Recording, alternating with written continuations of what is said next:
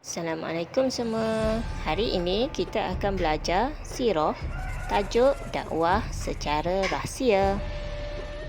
Baiklah, sebelum ini kita pernah belajar tentang penerimaan wahyu pertama. Selepas 40 hari Nabi Muhammad menerima wahyu pertama, Allah menurunkan wahyu kedua, iaitu surah Al-Muddassir yang memerintahkan baginda untuk berdakwah secara rahsia. Surah Al-Muddassir ayat 1 hingga 7. Bismillahirrahmanirrahim. Ya ayyuhal muddassir, wahai orang yang berselimut. Kum fa'anzir, bangunlah dan berilah peringatan. Wa rabbaka fakabbir, hendaklah engkau agungkan Tuhanmu.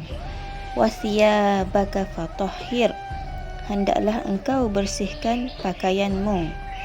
Warrujza fahjur, segala dosa dan kejahatan hendaklah engkau jauhi. Wala tamnun tastaksir, dan janganlah memberi kerana hendak beroleh lebih banyak. Walirabbika fasbir, dan kerana Tuhanmu hendaklah engkau bersabar. Sadaqallahul azim.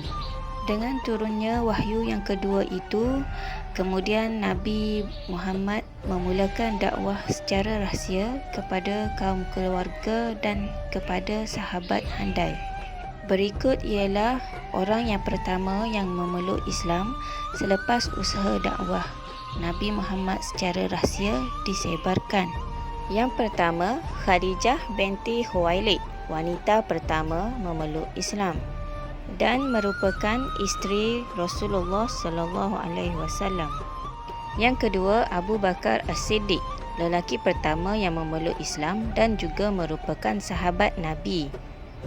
Yang ketiga, Ali bin Abu Talib, kanak-kanak pertama yang memeluk Islam, juga merupakan sepupu kepada Nabi Muhammad. Yang keempat, Zaid bin Harisah, merupakan hamba yang pertama memeluk Islam. Baiklah anak-anak, kenapa Nabi Muhammad diperintahkan supaya berdakwah secara rahsia?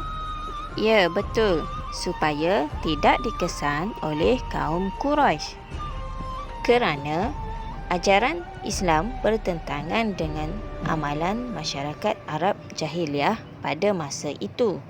Kaum Quraisy tidak beriman kepada Allah kerana mereka masih jahiliah dan tidak tahu tentang agama Islam. Oleh kerana itu, baginda mengingatkan pengikutnya yang sedikit ini agar merahsiakan keimanan mereka kepada Allah kerana takut pihak Quraisy menentang secara terbuka.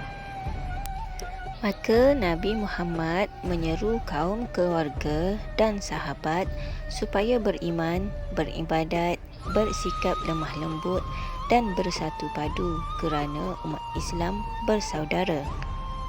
Orang Islam berkumpul di rumah Al-Arqam ataupun dikenali Darul Arqam. Di situlah pusat pengajian dan penyebaran agama Islam berlaku.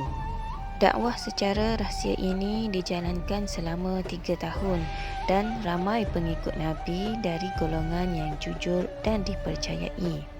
Baiklah anak-anak, begitulah peranan Nabi Muhammad SAW dalam menyebarkan dakwah Islam.